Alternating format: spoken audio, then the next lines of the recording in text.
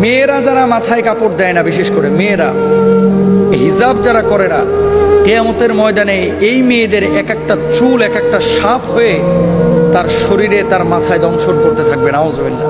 বড় কঠিন বিষয় ভাই।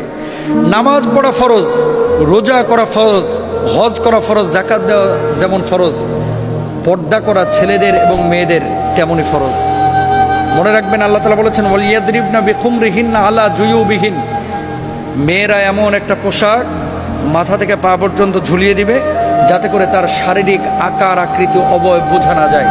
আজকে সামান্য একটু ফ্যাশন করার জন্য, নিজেকে জাহের করার জন্য, প্রেজেন্ট করার জন্য, মানুষের সামনে আমার সিল্কি চুলগুলোকে প্রকাশ করার জন্য আজকে আপনি যে পর্দার খেলাফ কাজটা করতেছেন, এই সিল্কি চুলগুলোই কিয়ামতের ময়দানে এক একটা ওই রাসেল ভাইপারের মতো আক্রমণাত্মক হয়ে যাবে।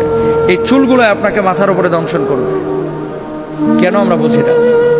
ছেলেরা এবং মেয়েরা দুপক্ষকে পর্দা করতে হবে, চোখটাকে অবনমিত রাখতে হবে।